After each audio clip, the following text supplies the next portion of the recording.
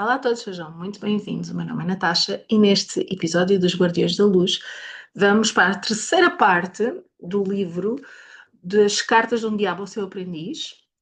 Se não viram as duas primeiras partes, eu recomendo que vejam, eu vou colocá-las algures por aqui, também na descrição, onde nós estamos a ver as 31 cartas. Vamos para as últimas cartas, vamos começar na carta 21. E este livro teve um grande impacto sobre mim. Aliás, eu li-o e depois já o reli, depois de ler outra vez. Tenho imensas notas aqui escritas. E eu quis mesmo trazer aqui uma análise mais profunda deste livro, que eu recomendo que leiam em português e não em inglês, porque o inglês aqui não é muito fácil de digerir. Há a versão em português, eu comprei na UC, vou colocar também o link em baixo, se quiserem. E vamos para as últimas cartas. Vamos para as últimas cartas, vamos ver o que é que eles dizem aqui. Eu sei que quando eu lancei o primeiro vídeo, houve muitas perguntas sobre o teor e o contexto. Eu expliquei um bocadinho mais no início do segundo vídeo, que o autor usa a palavra demónios, usa uma terminologia judaico-cristã porque é a crença dele, mas que nós podemos aplicar isto independentemente daquilo que for a nossa religião ou o nosso caminho espiritual. Porque o que este livro fala é de como as forças que não são de luz nos guiam num caminho que não é de luz. No fundo é isto. E que esse caminho é muito subtil, que raramente é como no filme do Exorcista, tá bem? É um caminho muito subtil, são coisas do dia-a-dia, são coisas pequeninas, porque as coisas pequeninas, e é uma das cartas em que ele diz isto, é como se fossem pó. É aquele pozinho, aquela poeira pequenina que está sobre os móveis, mas ainda não é o suficiente para tu tirares a tarde de sábado para limpar a casa toda. Então é um bocado isto, são coisas subtis, são poeiras, são coisas que nos guiam sem grande transtorno por um caminho que não é o nosso. Então vamos lá, vamos começar aqui com a carta número 21. Olha, se estás aqui comigo ainda, subscreve o canal, dá o teu like, deixa um comentário aí em baixo, porque isto é muito importante. Se estiveres no telemóvel, não te esqueças de fazer aquela coisinha do hype. Isto é muito importante para nós continuarmos a fazer aqui estes vídeos. Eu sei que vocês sentem muita falta destes vídeos e que toda a gente gosta muito disto. Então vamos lá. Vamos lá. Carta número 21. A ilusão da propriedade do tempo. Há aqui algumas cartas que para mim foram muito importantes. E esta aqui é uma delas, não é? A ilusão da propriedade do tempo, que é o meu tempo. O meu tempo. A irritação que vem da crença que o meu tempo foi roubado. E tu pensa nisto. Pensa que quando encontras alguém na rua, e foi exatamente o que eu pensei aqui nesta carta, quando eu encontro alguém na rua e a pessoa precisa de conversar, que eu tenho aqui dois caminhos. Tenho um caminho que é ficar irritada porque eu tenho mais que fazer e quero ir isto, quero ir aqui, quero ir ali, quero ir buscar os miúdos, quero não sei o quê, e ficar irritada porque aquela pessoa me está a manter ali na conversa, ou mudar o meu foco e perceber que isto também é uma forma de doação, que isto também é uma forma de compaixão, dar tempo, dar atenção, dar conversa àquela pessoa, é uma forma de doação e que o tempo não é meu, nada é meu, nada é meu. O tempo como um ídolo, escrevi eu aqui em cima, o tempo como um ídolo, é meu, não é? É o meu tempo, eu estou a desperdiçar o meu tempo. A ilusão de que o tempo nos pertence. A verdade espiritual é que todo o tempo que temos na Terra é um empréstimo de Deus. E no fundo é isto. E o que é que eu vou fazer com este empréstimo que Deus me deu? E eu às vezes pergunto-me isto. E de certeza que se tens obrigações em casa e tens filhos, etc., já te passou por isto. Às vezes eu estou com tanta pressa para, sei lá, fazer o jantar, lavar a roupa, estender a roupa, pôr a louça, o que for. Estou com tanta pressa para fazer coisas que têm que ser feitas em casa que não me permite ouvir os meus filhos quando eles chegam da escola. É que eles mais precisam. E isto fez-me pensar muito nisto, fez-me pensar muito eu escrevi aqui as interrupções do dia a dia como um convite de Deus para a generosidade. Como é que eu posso aproveitar aquele tempo em que eles querem falar comigo para estar presente? E não significa que eu não possa, por exemplo, isto acontece tantas vezes aqui em casa, não quer dizer que eu não possa estar a lavar a louça à medida que eles estão a conversar comigo. Eu posso estar a fazer as duas coisas e dar-lhes atenção, porque estar a lavar a louça não exige uma extrema atenção naquele processo. Portanto, eu posso estar a lavar a louça e estar a prestar atenção e a conversar e a ser uma boa influência para eles ao mesmo tempo. E esta carta fala toda sobre isto, sobre o tempo. E o objetivo dos demónios é que o homem diga o meu tempo, como se tivesse algum direito legal sobre o tempo, o seu tempo. Não somos donos de nada. Mais tarde ou mais cedo, vamos todos pertencer a um lado ou outro. Um lado, o lado dos demónios, ou o outro, ao lado de Deus. Não é? E mais uma vez ele puxa aqui a ideia de que a ideia do meu, no caso dos demónios, o meu tempo, significa uma absorção, um consumo, enquanto que do lado de Deus significa uma união, uma comunhão. Não é? O meu, esta pessoa é minha, não é? Como Jesus disse a Maria Madalena, que ela é minha, és minha. Este meu não é um sentido de posse, não é um sentido de consumo, um sentido de absorção, é um sentido de união, de comunhão. Então que a ideia é que as pessoas lutem por aquilo que têm, né? Neste caso aqui o tempo, quando no fundo aquele tempo não lhes pertence e nunca lhes vai pertencer em nada lhes pertence. E deixo-vos aqui então convite a isto. Quando alguém te estiver a fazer perder o teu tempo, muda a tua perspectiva, vê isto como uma forma de doação, de estar ao serviço daquela pessoa, porque simplesmente às vezes ela só precisa de falar. E se calhar faz-nos bem a nós também. Carta 22. Carta 22 é quando ela arranja a namorada. Quando ela começa a arranjar a namorada. Lembra-se que eu falei na namorada no episódio 2. Se não ver o episódio 2, vão ver o episódio 2. E se calhar também falei no 1, porque eu gosto da. Eu gostei desta parte da namorada. Porque já temos quase, faltam 10 cartas, né? Mais ou menos, ou 9. Para acabar o livro, e eu gostei muito quando ela arranjou aqui uma namorada. Então, o paciente está apaixonado. E eu gostei. E não só não está apaixonado por uma pessoa qualquer, está apaixonado por uma rapariga que é a pior pessoa para ele, segundo os demónios. Portanto, os demónios estão a tentar afastá-lo desta rapariga e desta família em especial. Porque ele apaixonou-se por, neste caso aqui, uma cristã sincera, numa família cristã antiga, em que os demónios não conseguem entrar. Eles tentam entrar na casa deles, tentam entrar na família e não conseguem. Tudo bom que os demónios, tudo bom que Deus criou, os demónios querem distorcer para usar a seu proveito. Então ele fala aqui num cheiro de Deus. Estas pessoas, segundo os demónios, transandam, não é? Este cheiro de Deus, a casa transanda este cheiro de Deus e eles não conseguem entrar naquele ambiente, os demónios não conseguem entrar naquele ambiente, que é um ambiente de alegria, de amor, de oração, de família. E aquilo que eles querem é que. Isto é... Há aqui coisas muito giras no livro. Aquilo que eles querem é afastar este paciente, não é? Desta mulher e principalmente desta família. Que esta família vai guiá-lo no bom caminho. E uma das propostas que o demónio-chefe faz aqui é que ele crie ruído, que o aprendiz crie ruído na vida do paciente.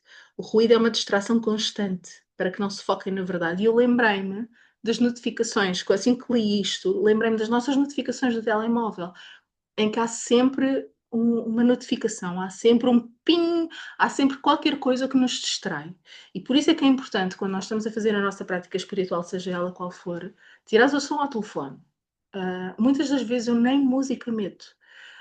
É o silêncio, este poder do silêncio, que temos tão pouco, não é? Porque o telefone está sempre a tocar, porque há sempre coisas a exigirem a nossa atenção. E esta parte é gira, porque ele fica tão furioso, o Screwtape, fica tão furioso que se transforma. Tem aqui um chilique, não é? Porque isto é a pior coisa que podia ter acontecido. Segundo o demónio, né? Então, tem um chilique, enerva-se e transforma-se num monstro, transforma-se numa centopeia, acho que é isso, já não lembro. Transforma-se numa centopeia gigante. que mostra a sua natureza rastejante e monstruosa. Não compreende o amor genuíno e tenta convencer-nos que a bondade e a virtude são aborrecidas e monótonas. E o pecado é excitante. Ele fica tão irritado que se transforma numa centopeia, uma centopeia gigante.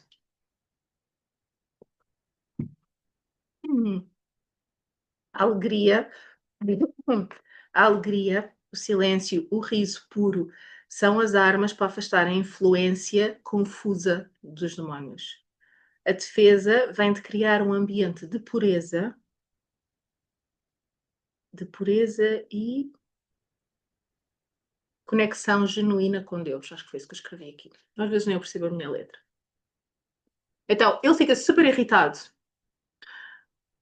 porque o nosso paciente arranjou uma namorada que é uma boa influência para ele e que tem um ambiente tão protegido naquela casa e naquela família que os demónios não conseguem entrar. Também. E é isso que a gente quer para a nossa vida, não é? Ter uma casa e uma família tão luminosas que as energias mais densas não conseguem entrar. E muitas das vezes nós conseguimos isto não sozinhos, não é?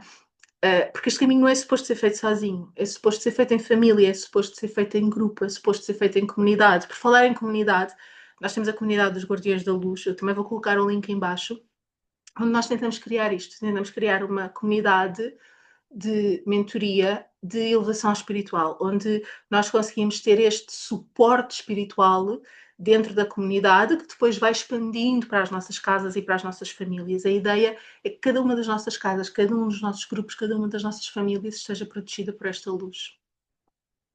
Então vamos à carta 23. Corrupção da fé através da política e das causas sociais. O foco deixa de ser a salvação e sim uma agenda política, e nós estamos a ver isto tanto hoje. Nesta carta, ele incentiva o sobrinho a promover uma agenda política através da religião, a promover, a desviar o homem, não é? A desviar as pessoas, a desviar o paciente de uma verdadeira conexão espiritual.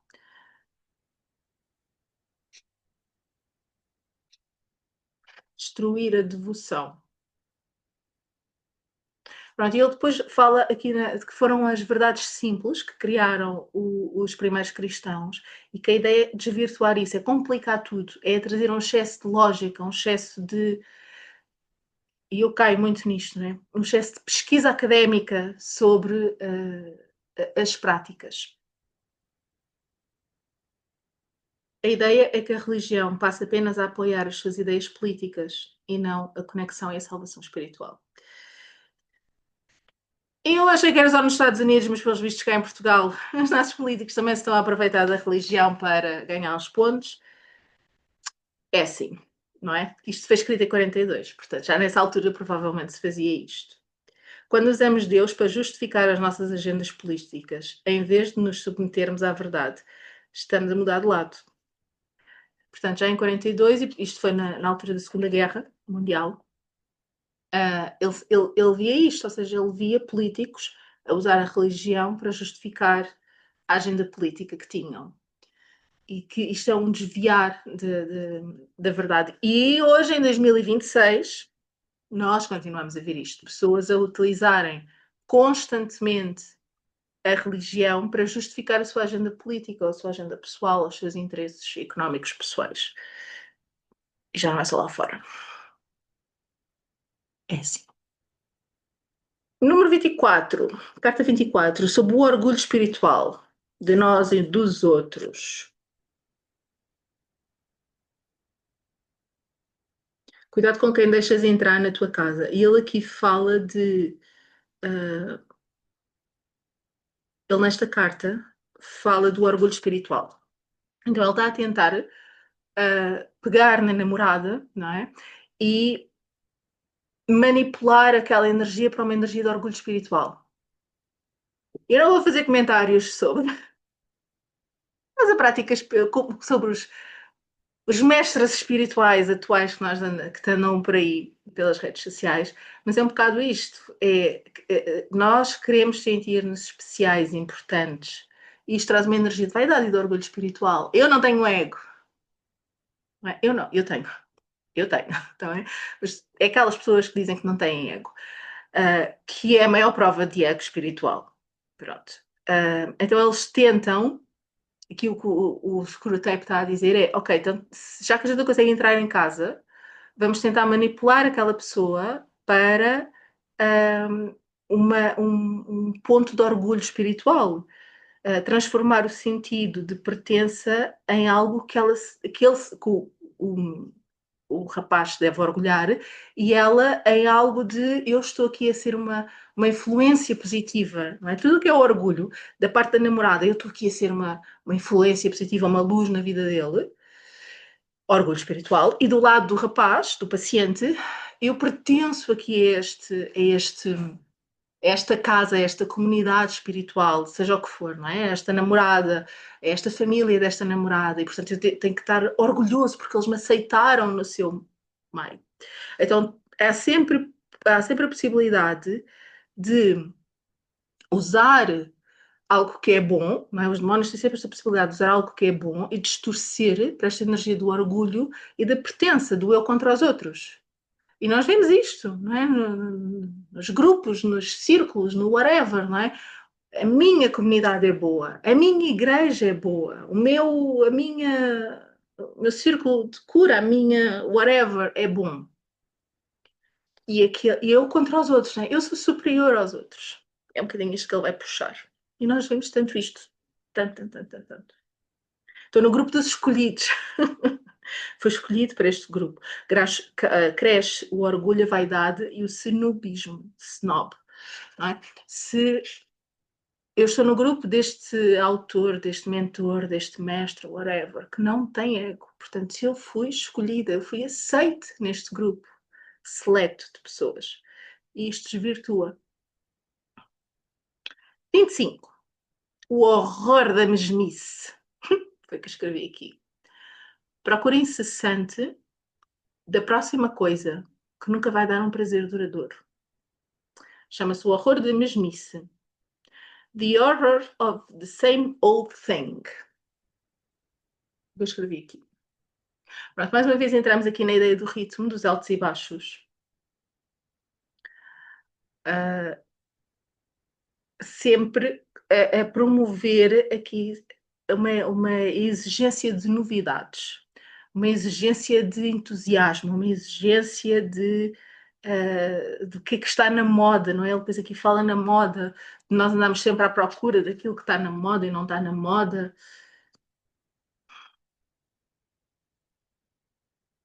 O foco na novidade, sem questionar o que é importante. O que é novo não é necessariamente melhor. É o que eles dizem aqui. E qual é a solução para isto? Portanto, os demónios estão a tentar promover aqui novamente esta ideia de só é bom aquilo que me dá entusiasmo, só é bom aquilo que é diferente, só é bom aquilo que é novo, não é? E nós vemos isto até com as ideias, não é? Com as crenças. Mas isso é uma crença muito antiga, isso é uma ideia muito antiga, isso são as coisas que os antigos diziam ou faziam. E não é porque é novo que é propriamente melhor. Nós vemos uma data de coisas e basta olhar para as tuas mobílias em casa. Não é porque é novo que é melhor do que as mobílias antigas. E todos nós vemos isto. Podemos olhar para isto em qualquer circunstância. Nós vemos os monumentos antigos, vemos as igrejas antigas, vemos os mosteiros antigos, vemos os castelos antigos. Não tem nada a ver com aquilo que nós temos hoje. Não é tão bonito.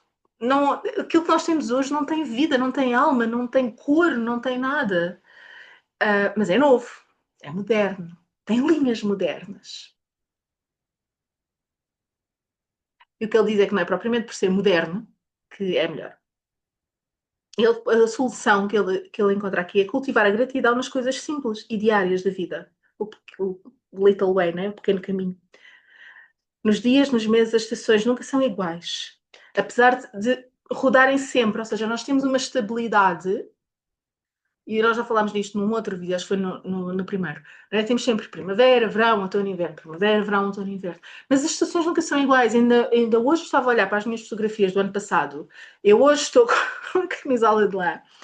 E nas minhas fotografias do ano passado, nesta precisa data, eu estava de calças e t-shirt. Pronto, porque já provavelmente estavam 30 e tal graus, porque já estamos quase, já estamos a meio de maio. Então, como já estamos a meio de maio, eu estava de calças e t-shirt porque estava calor e agora está frio. Direto. E é isto, ou seja, nunca é igual, os nossos dias nunca são iguais. Ai, mas Natasha, eu vou todos os dias para o trabalho, sigo o mesmo caminho, dou-me com as mesmas pessoas. Nunca é igual. Há sempre qualquer coisa diferente. Há sempre um carro que se mete contigo no caminho que é diferente. Há sempre uma música que passa na rádio que é diferente. Há um comentário, vejo sempre o mesmo programa na manhã quando vou no carro. Há sempre um comentário que é diferente. Há sempre, tu não és a mesma pessoa. Tu não és a pessoa que eras ontem. Portanto, nunca é igual. Tem os mesmos ciclos e isto dá-nos estabilidade. Portanto, eu sei, em princípio, se tudo correr bem, que depois da primavera vem o verão. E depois do verão vem o outono e depois vem o inverno. Eu sei que posso contar com este ciclo. Mas nada é igual. As estações do ano nunca são iguais. Os dias nunca são iguais. O ano passado, nesta altura, eu estava de calça e t-shirt e agora estou de camisola de lã. Pronto. Que é esta. Portanto, nós não temos que andar à procura propriamente de uma novidade na nossa vida, só olharmos para as nossas coisas do dia a dia. E é isto. 26. Mulher e homem. O que é que eu escrevi para aqui? Esta também foi tão importante para mim. A carta número 26. Ele diz que os homens e as mulheres são muito diferentes e que os demónios podem pegar nestas diferenças. Então, a ideia. Eles aproveitam-se da falha de comunicação entre homens e mulheres. Porque para a mulher estar ao serviço é fazer as coisas. Isto no geral, claro. Está bem? Vamos falar aqui na generalidade. Para a mulher estar ao serviço é fazer as coisas pelos outros. Para o homem estar ao serviço é não dar trabalho aos outros. E isto, eles querem se aproveitar aqui desta falha, desta confusão, desta falha de comunicação, em que as mulheres sentem que se sacrificam pelo outro, que se sacrificam pelo marido, pelos filhos, no trabalho, whatever. As mulheres sentem-se que se sacrificam e este martírio pode ser puxado outra vez aqui para a questão do orgulho, não é? Para uma superioridade moral. E as mulheres pensam que os homens são egoístas porque não as ajudam, enquanto que os homens acham que a mulher é intrometida por estar a fazer coisas que ele não pediu. Então é esta falta de. Esta falha na comunicação que os demónios querem explorar e querem puxar outra vez aqui para o orgulho, querem puxar para a desonestidade, não é? Porque às vezes nem o homem nem a mulher têm coragem de dizer isto, dizer, olha, não, eu preferia que tu não viesses arrumar o meu escritório, por exemplo.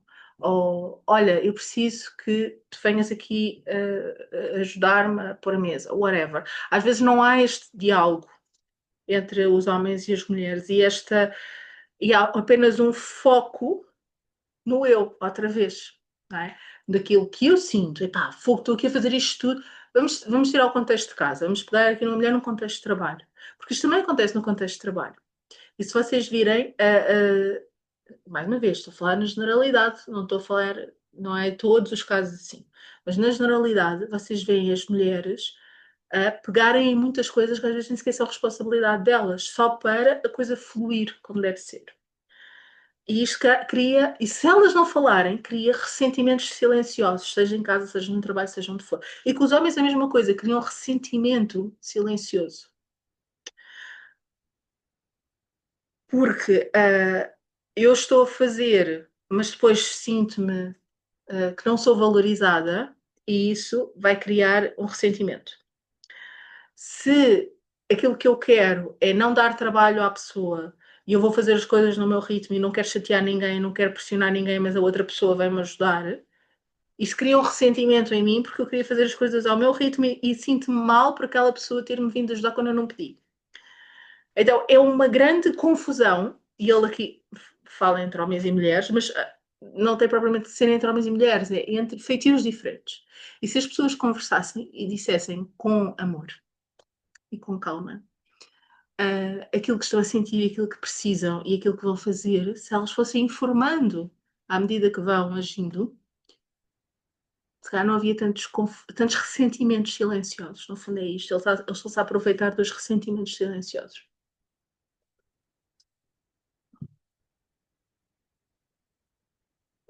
Vinte e sete.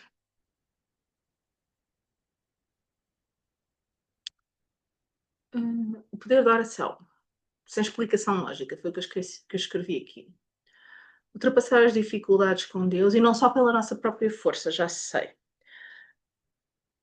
Já sei. Às vezes nós temos esta ideia de que temos que resolver as coisas todas sozinhos, e não temos. Porque é para isso que todo este apoio espiritual que nós temos existe. É para nos ajudar a resolver as coisas. Não vão resolver as coisas por nós, mas vão ser aqui um apoio e um suporte. E ele aqui, nesta carta, tenta desacreditar o poder da oração. Mais uma vez. Importante. O que é que eu escrevi aqui que diz importante? Deus vê tudo como eterno, como o eterno presente. O que fazemos hoje já foi levado em conta. Ok. É outra coisa que eu escrevi aqui. Deus já levou em conta a tua estupidez quando coloca um sonho ou uma visão na tua vida.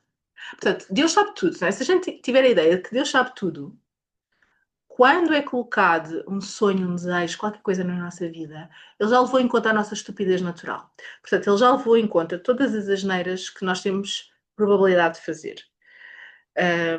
Então, esta oração, no fundo, este poder da oração, este poder de conexão com o divino, se eu tenho um sonho no meu coração, é porque Deus sabe que eu consigo.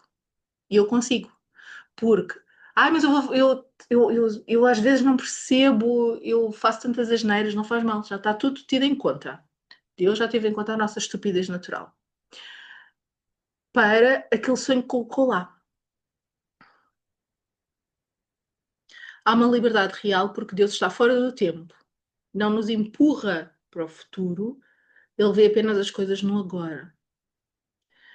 É isto, esta conexão é uma coisa do agora, não é? Qual é o passo que eu posso dar agora? Qual é o próximo passo lógico que eu posso dar agora? E muitas das vezes é um degrau de cada vez. Não vemos a escadaria toda. Fé versus saciedade. O presente é o ponto onde o tempo toca a eternidade, que ele já tinha falado nisto noutra carta. Olhem o que é que eu escrevi aqui. O demónio, este demónio que está a escrever a carta, incentiva um estudo de todo o contexto. De todo o contexto. Antes de agir. E isto faz com que tu percas o momento presente. Não é? Se tu achas, eu não estou preparado, eu não consigo, não isto, não aquilo, eu preciso estudar mais, eu preciso fazer outro curso. Não é? Quantas vezes é que eu já ouvi isto? Eu preciso fazer outro curso, eu preciso fazer outra formação, eu preciso de ler mais um livro, eu preciso não sei o quê. Isto é o deixar para amanhã. Mais uma vez, é uma estratégia destas energias. Não começas grande, começas pequeno. Não consegues começar com tudo, começas com o que tens neste momento. E as coisas vão fluindo, porque se Deus colocou esse sonho no teu coração, é porque tu consegues e porque é suposto avançares por aí. Não é? E estão-te a tentar distrair e a tentar tirar-te o poder da oração. E que a oração como conexão divina também. Número 21. O demónio torce para uma vida longa e confortável, para que o paciente se possa corromper o mais possível. Isto afasta-o de Deus. Isto afasta-o de Deus. Ou seja, eles aqui, nesta carta, na carta número 28, os planos não estão a resultar. Ele não consegue afastar o paciente da rapariga. Ele não consegue afastar o paciente de uma prática espiritual regular. Ele não consegue afastar o paciente daquela casa e daquela família. Então, qual é que é a solução que o demónio-chefe, né, que o Wormwood dá? É que ele, o demónio aprendiz, tem que proteger a vida do paciente o mais possível. Não é? Porque a morte física, no momento destes, poderia levar o paciente diretamente para o céu. Então, no fundo, o que ele diz é: olha, tens que manter vivo. Basicamente é o que ele diz. Tens que o manter vivo, que é para nós conseguirmos desviá-lo do caminho, porque neste momento nós estamos a conseguir, mas quanto mais tempo ele viver, quanto mais confortável ele estiver, e normalmente, e depois ele fala aqui na ideia de a segurança e o conforto de corromperem um bocado a nossa alma e a nossa paz. Ou seja, quanto mais velho ele for, quanto mais preocupado ele estiver com o conforto dele, o dinheiro dele, a casa dele, as coisas dele, quanto mais ele estiver preocupado com isso, e normalmente são as pessoas mais velhas, quanto mais velhos e maduros nos sentimos-nos mais seguros e confortáveis no que construímos na Terra. Ou seja, criamos a ilusão de que alguma coisa disto é nossa. Nada disto é nosso. Então, ele diz assim, olha, tens que o salvar, porque eles estão em período de guerra, portanto, isto é durante a Segunda Guerra Mundial.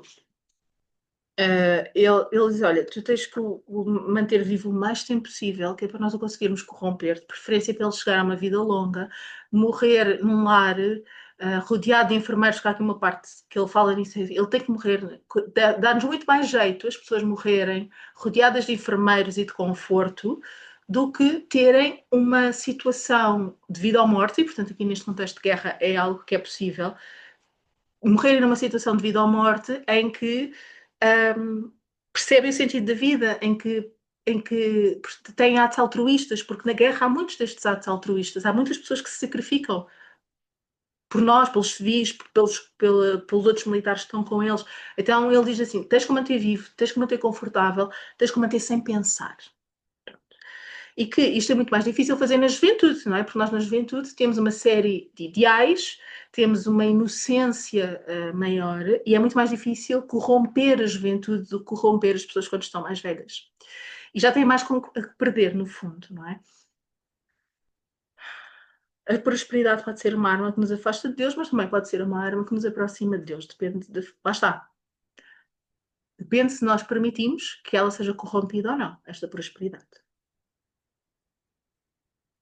Estamos a aproveitar o tempo na Terra para nos aproximarmos de Deus e dos outros, no fundo, ou para ficarmos confortáveis no sítio onde estamos só de passagem.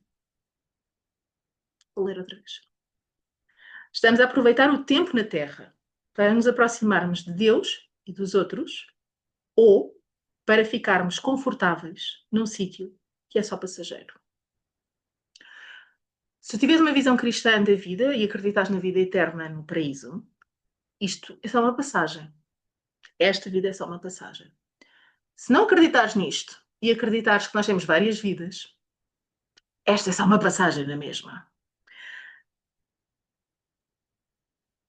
Se não acreditares em nada disto, se calhar não estás a ver este vídeo. Portanto, se estás a ver este vídeo, em princípio, é porque acreditas que existe qualquer coisa maior do que nós. Mas, independentemente disso, é uma vida passageira. Eu acho que ando a ler Dostoiévski demais. Parar aquilo. No fundo, isto tudo é um bocado passageiro. E isto é tudo passageiro. E nada é nosso. E o que é que, independentemente de qual for a tua crença religiosa, aquilo que eu penso é, no fim dos meus dias, se me perguntarem como é que eu usei pouco tempo que tive aqui, mesmo que sejam 250 anos, é pouco tempo. Como é que eu usei esse tempo que tive aqui? Usei para fazer alguma coisa boa por mim, pelo mundo, pelas pessoas que estão à minha volta. Usei para, não sabendo, porque nós temos uma estupidez natural e ninguém sabe verdadeiramente se existe Deus ou não, não é? Não sabendo de certeza absoluta, sintética, analítica, matemática da coisa, se eu usei esta vida para me aproximar de algo superior ou não, para me aproximar das pessoas, para ser uma boa influência, para deixar um bom legado, ou não. E se me perguntarem isso, epá, se me perguntarem isso, eu não quero dizer, olha, eu tive sempre a casa arrumada, mesmo com os miúdos todos, eu tinha sempre a casa arrumada, tinha sempre, não deixava louça no lava-louça por causa dos bicharocos que podem ir lá comer a comida. Uh, e fiz o meu trabalho trabalhei muito, dediquei muitas horas para enriquecer o meu patrão, o que quer que seja. Não sei se é isso que eu quero dizer no final. Eu acho que a gente devia pensar sobre isto, não é? Se algum dia, se a vida acabar e se nos perguntarem, ok, o que é que tu fizeste com o pouco tempo que tiveste ali? É pedir o relatório final. A gente chega lá, senta-se na secretária e diz, não, relatório, como é que foi? O que é que fizeste? Epá, eu não quero atrapalhar e não quero falar da quantidade de relatórios que fiz e dos ganhos que dei à minha empresa e da louça que ficou sempre lavadinha e da casa que estava sempre arranjadinha. Eu não quero, tu se calhar queres. Mas pronto, eu não quero. Eu quero falar da boa influência que tive neste mundo e, e, e daquilo que eu deixei cá de bom para as pessoas. É isso que eu quero. Carta 29. O que é que fala a carta 29? Fala de medo e coragem. Ah, ok, cheia durante a guerra. Acho que é quando ele vai para a guerra. Pronto, isto é quando a guerra começa a escalar, não é? Um, e mais uma vez, ele tenta metê-lo ali num caminho confortável, não o levar ao extremo, porque o que ele diz aqui é que o medo extremo um, pode levar à oração, pode levar ao sacrifício, pode levar à ajuda ao próximo. Enquanto que o ódio cega. Portanto, ele está aqui a dizer ao aprendiz para promover o ódio em vez do medo, não é? Neste contexto de guerra. Porque o ódio faz com que ele fique cego. Fique cego. E fala aqui do poder da coragem, por isso é que eu escrevi ali medo e coragem. No momento em que o preço de qualquer virtude se torna muito alto, precisamos de coragem para a fazer. Ou seja, eu posso estar num contexto de guerra, que é onde eles estão extremamente assustado e ver alguma coisa que promove aqui um sacrifício e para isso eu preciso de coragem, porque não é uma atitude natural. Não é? Não é uma atitude natural quando eu estou em risco. Quando eu estou em risco, o instinto natural de um ser humano ou de outro animal é fugir. Então eu preciso da coragem para garantir a virtude sob pressão.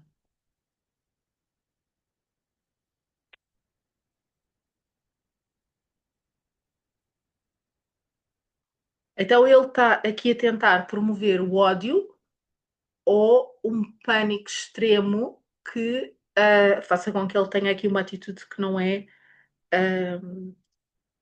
benéfica neste contexto. O medo não é pecado, escreveu aqui, o medo não é pecado, o que fazemos com ele é que é.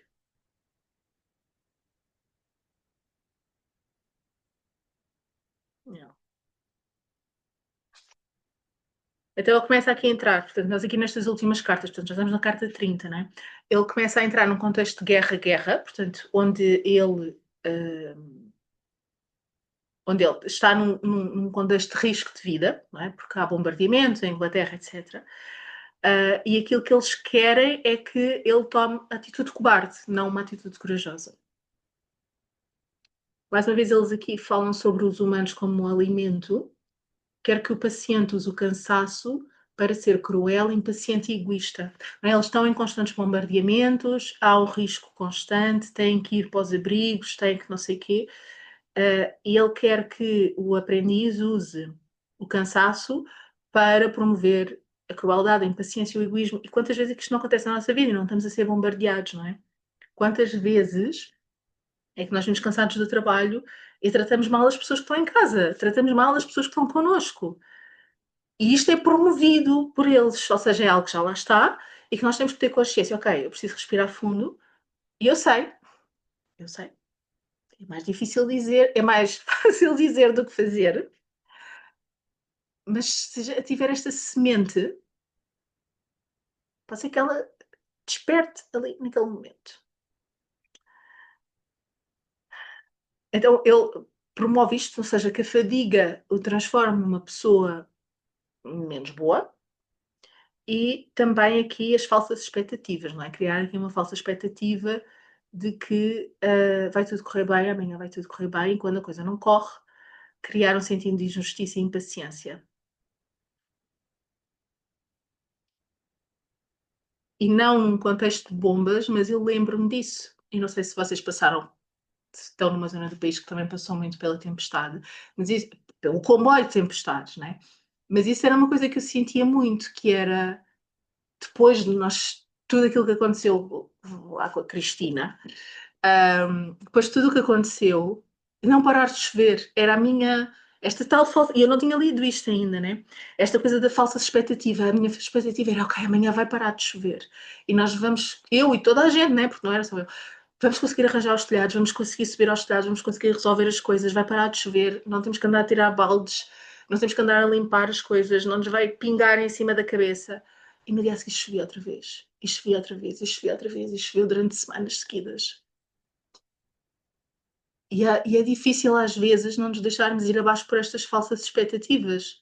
Temos que manter fé, a fé no futuro que vai correr bem, mas quando essa fé, essa expectativa é defraudada, temos que perceber, ok, então o que é que eu posso fazer com isto? Não, não foi desta vez, tem que haver aqui uma razão para isto, tudo bem, o que é que a gente pode fazer? O que é que podemos fazer em relação a isto? E às vezes é aqueles momentos de que é difícil, e por isso é que eu sinto que foi, e ainda é, porque há muita gente ainda sem telhados. 3 meses depois ainda há muita gente sem telhado. E sem luz e sem comunicações. E é difícil manter esta. É difícil manter o astral alto e a esperança nestes momentos, que é o que está a acontecer aqui. Ele está a tentar fazer, o que ele está a dizer ao aprendiz é pega nestas falsas expectativas, que a guerra vai acabar amanhã e que não vão cair bombas e que não sei o quê, para desviar as pessoas do caminho, para trazer frustração, para trazer raiva, para trazer ódio.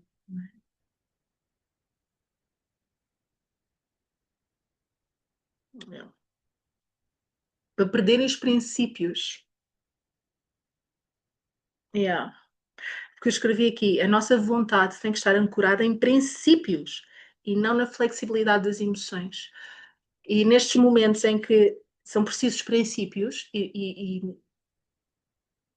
apesar de eu ter a minha opinião sobre o governo central daquilo que aconteceu, eu sei que das autarquias, das pessoas reais, houve uma grande ajuda nas pessoas reais neste inverno, com todas aquelas tempestades.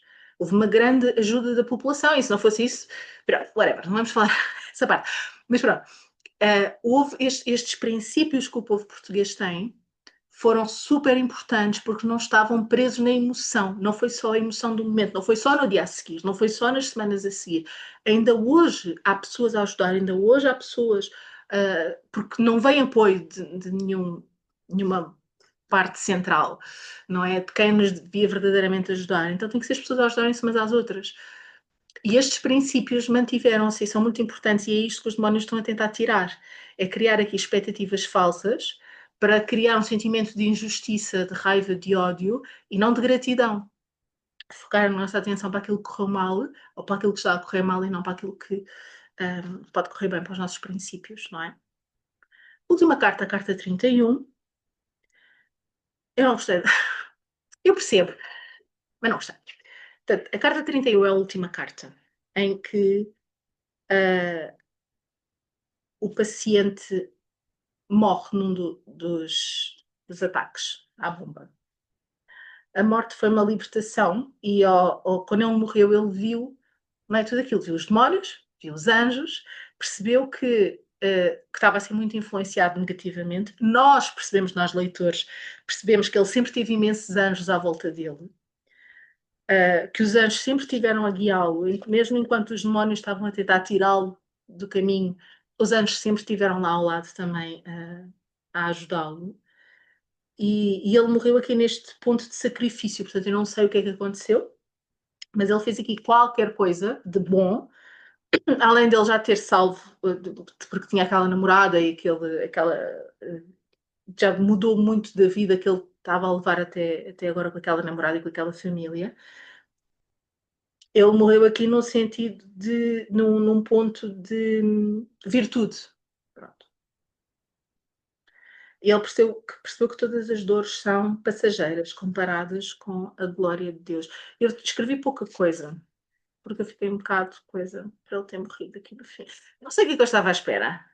Desculpa, devo spoiler do fim do livro, mas pronto. Olha, se também se vieram até aqui. E entra aqui aquela questão de que ele estava a dizer e o Screwtape fica super chateado porque ele queria que ele vivesse muitos anos. Ele diz, a única coisa que eu te disse foi para o proteger. Yeah, yeah. O Screwtape ofende o Wormwood, diz que ele vai ser altamente castigado pelo Conselho, porque a única coisa que ele tinha que fazer era impedir que o paciente morresse. Neste estado de graça, neste estado de virtude. Porque ao morrer neste estado de virtude, ele vai para o céu e percebe todo este combate que havia pela alma dele e pelo caminho dele.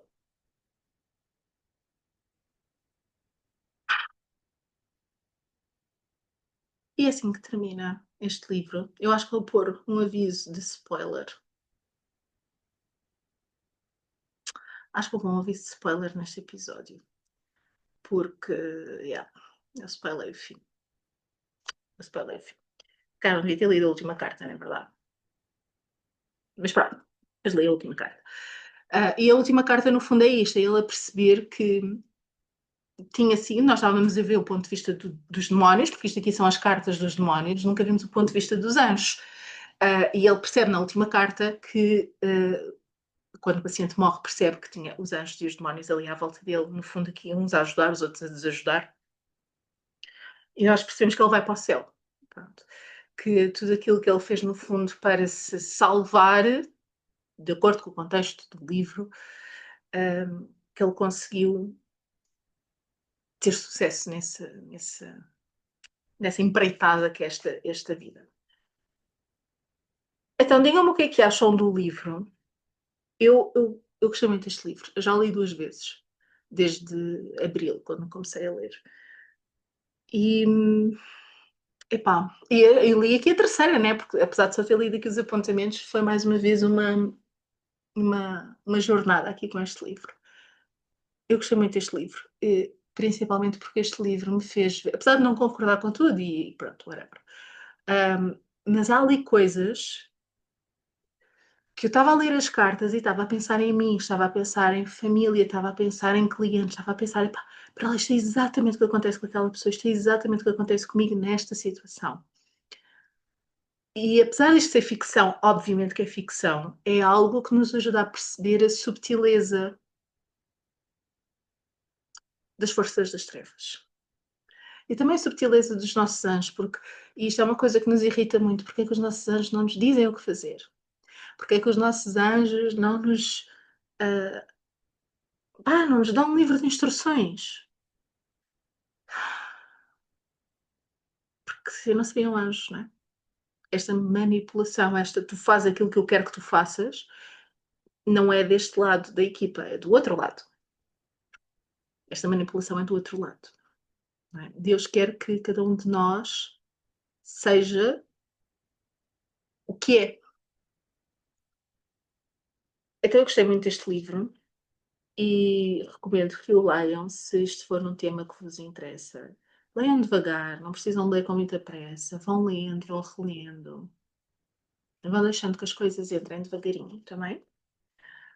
Então coloquem aqui embaixo se gostaram destes vídeos, se gostam destes tipos de vídeos, se querem que eu vá a outros livros falar assim um bocadinho mais profundamente sobre eles, se faz sentido para vocês ou não. Não se esqueçam que a nossa comunidade dos Guardiões da Luz, o link também vai estar embaixo, se quiserem participar assim de uma forma mais íntima e mais profunda neste tipo de conversas. Está o link embaixo. Não se esqueçam de fazer like. Se tiverem no telemóvel, façam lá o vosso hypezinho. Sigam o canal e partilhem com quem sentirem que pode tirar aqui algum benefício disto, tá? Isto é uma conversa, portanto, podem, se não quiserem pôr nos comentários, se quiserem mandar-me a mim em privado, também podem mandar. Principalmente no Instagram é mais fácil para eu responder, porque isto é suposto ser uma conversa, é suposto a gente conversar sobre isto, tá? Um beijo muito grande e até à próxima.